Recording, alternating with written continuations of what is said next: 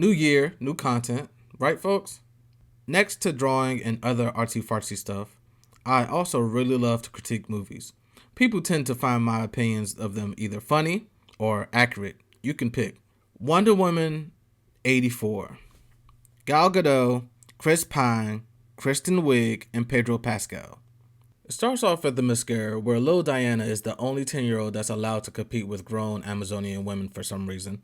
She competes in this elaborate obstacle course, which leads to a horseback race along the countryside, and she finds a shortcut just to get disqualified at the last minute for cheating. Cut to 1984, where fashion is questionable. Every man is either a tool or a piece of crap. Some bank robbers are robbing a jewelry store or something, and Wonder Woman comes in and saves the day. She makes easy work of the robbers and takes the time to knock out security cameras to cover her tracks, because Wonder Woman is a secret, despite the rest of the movie of her being in full costume in front of everyone. Cut to the research department that Diana Prince works at. The department is studying a rock that grants the wishes of whoever that possesses it. Eccentric millionaire / con artist Maxwell Lord takes interest in the rock. He's been studying it for a while.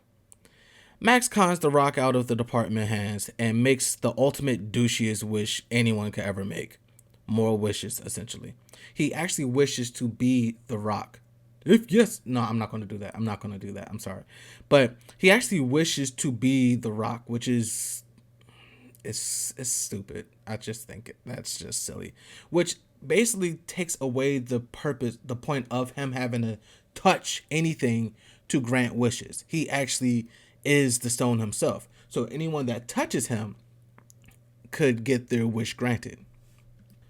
Maxwell uses newfound gift to con his way into places of powerful positions and screwing over whoever that stood in his way. Wonder Woman sees the negative effects that he's having on the world and tries to stop him. That's it. That's the plot. Oh yeah, Cheetah's there for some reason, and she's in every Cheetah printed outfit that you could ever find. But that's not really essential to the plot.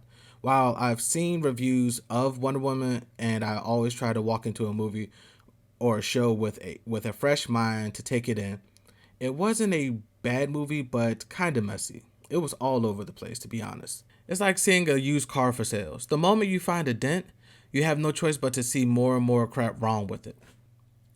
It's like a fart that was so bad that you had no choice but to analyze it to see what made up that smell.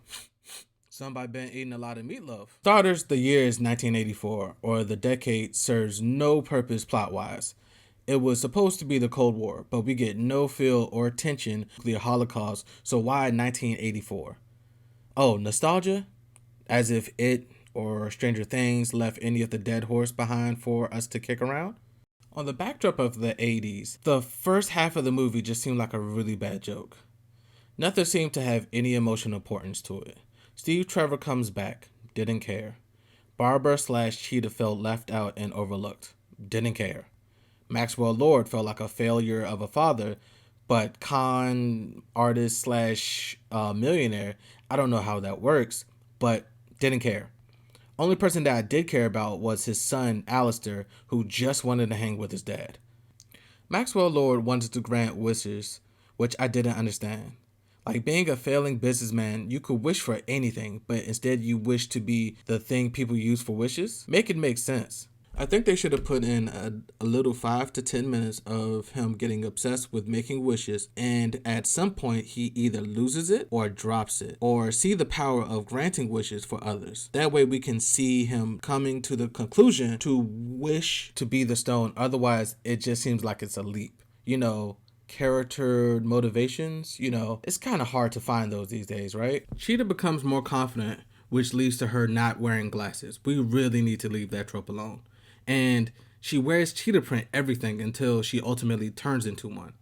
She was a bad character because she didn't really have much motivation outside of just a general, anger towards, I guess, everything. But she didn't really fit into the plot. So they kind of just tried to cram her in whenever she can. And Wonder Woman, the star. She honestly seemed to be the biggest standout in the entire movie. I don't know of if that was the intentional or not, but every scene with 1984 everything, she just seemed like a pretty woman in 80s gear, like it's 80s night at the skating rink.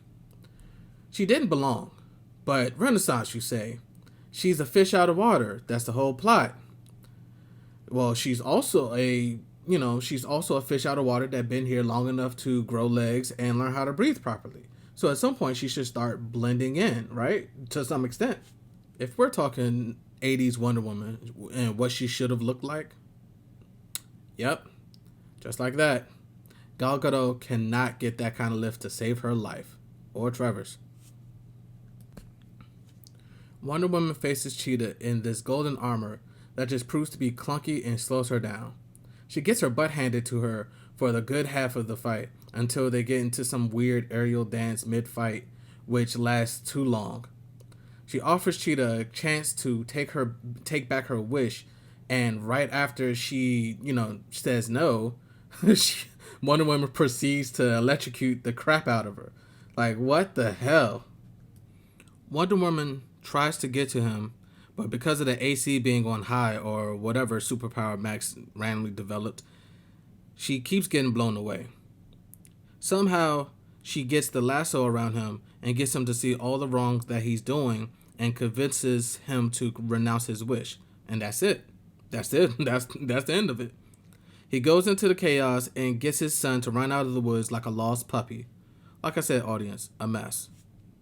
Mind you, in the midst of Max granting all the wishes of every individual around the world, he also manages to start a nuclear countdown to Doomsday, which is way more interesting than whatever crapsicle this is.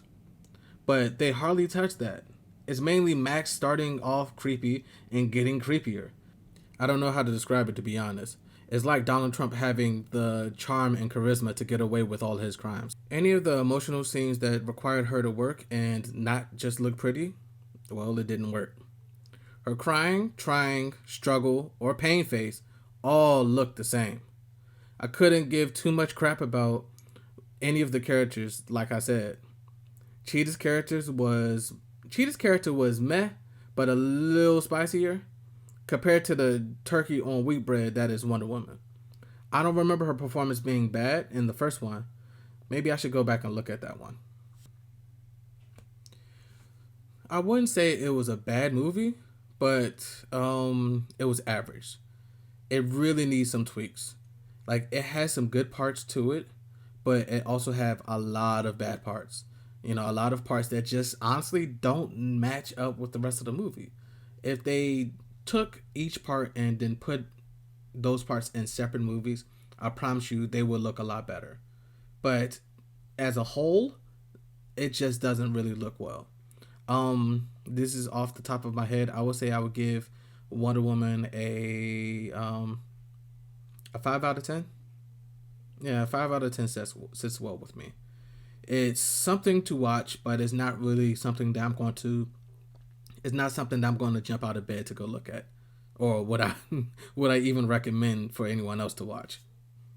I'm going to revisit this one. I'm going to go in depth to rip it a larger asshole, and I hope you all enjoy it. If you saw the movie, or even if you haven't seen the movie and you got something to say about it, put it in the comments. All right, take care.